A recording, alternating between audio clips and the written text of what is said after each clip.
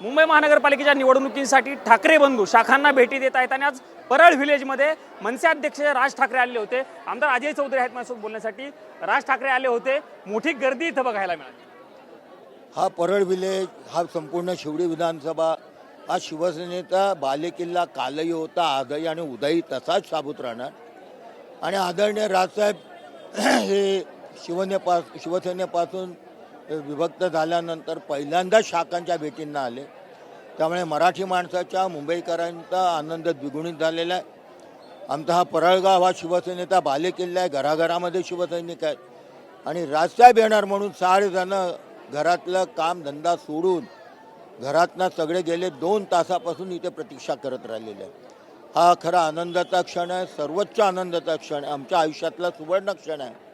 मी राजसाहेबांचे आभार मानतोच, परंतु मराठी माणसाला काय अपेक्षित आहे ह्या सगळ्या दृश्यातनं हे जे काय घडते त्या सगळ्या महाराष्ट्र बघेल आणि मराठी माणसाची ताकद कशा या मुंबईमध्ये ते देखील येत्या निवडणुकीमध्ये महाराष्ट्राला दाखवल्याशिवाय मराठी माणूस मुंबईकरातला थांबणार नाही असा मला ठाम विश्वास आहे। राज ठाकरे बोलले नाहीत, अनेक ठिकाणी शाखांना भेटी देतात पण बोलले नाही, पण इथली सगळी गर्दी बघून ते 2 शब्द का होईना बोलले। राजसाहेबांना गर्दी काय नवीन नाही आहे, गर्दी असणं आणि गर्दीतला उत्साह, गर्दीतलं प्रेम, गर्दीतला असणारा आदरभाव याच्यामध्ये पुष्कळ फरक आहे।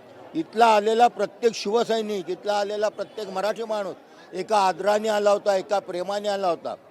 आमचं हे गाव आहे, आमच्या गावामध्ये कोणतरी आलं म्हणून नव्हे, तर आमच्या गावामध्ये सन्माननीय महाराष्ट्र नवनिर्माण सेनेचे अध्यक्ष, शिवसेनाचे उद्धव बाळासाहेब ठाकरेंचे बंधू आणि हिंदू हृदय सम्राट शिवसेना प्रमुख बाळासाहेब ठाकरे यांचे पुतणे हे येत आहेत बोलल्यानंतर आमच्या उत्साहाला नक्कीच परमकोटीला उत्साह गेला होता। शिवसैनिक जरी इथे दिसत असले तरी तुमचे अनेक जुने सहकारी सोडून शिंदे गटामध्ये प्रवेश करतात। दगडू सपकाळ उद्याच्याला एकनाथ शिंदेच्या नेतृत्वामध्ये प्रवेश करतात, काय प्रतिक्रिया? शुभेच्छा त्यांना, शुभेच्छा, दिल्या घरी तू सुखी राहा। पण हे निवडणुकीच्या तोंडावरती यांचा प्रवेश होतोय।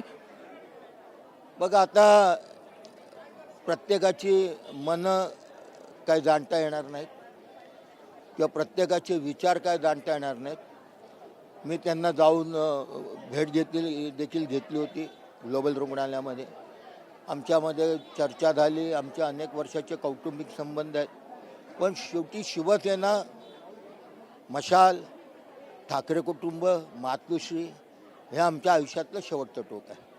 शेवटचा प्रश्न विचारतो, इथं गर्दी दिसते, विजयाचा विश्वास तर तुम्ही इथे व्यक्त करतायच, पण इतर ठिकाणी मुंबईमध्ये विजयाचा विश्वास किती? बघा शिवसैनिक हा नेहमी लढवाई आहे, जय पराजयाचा कधी तो विचार करत नाही। लढणं हे त्याच्या आयुष्यातलं सुरुवातीपासूनच्या आत्तापर्यंत ध्येय आलं आहे। मग ते मराठी माणसांवरचा अन्याय असेल, हिंदुत्वावरचा अन्याय असेल, मराठी माणसांच्या नोकऱ्या असतील, मराठी माणसांच्या सुविधा असतील, मराठीची गळचेप असेल, तिसरी भाषा लादण्याचा प्रयत्न असेल, मराठी तरुण बेरोजगारांचा प्रश्न असेल, याकरता आम्ही आयुष्यावर संघर्ष करत आलो। त्यामुळे लढणं आमचा स्थायी भाव आहे, लढणं हे आम्ही आत्तापर्यंत घेतलेलं आमचं व्रत आहे।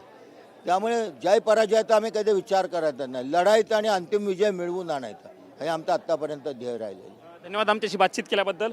हे आमदार अजय चौधरी होते, त्यांनी प्रतिक्रिया दिलेली आहे की जय पराजयाची आम्ही चिंता करत नाही, आम्ही शेवटपर्यंत लढत राहू असं म्हणत असतानाच दगडू सपकाळ यांच्या पक्षप्रवेशाला देखील त्यांनी शुभेच्छा दिल्याचं आपल्याला बघायला मिळालेलं आहे। कॅमेरामन अजय सह मी प्रमोद जगताप, TV9 मराठी, मुंबई।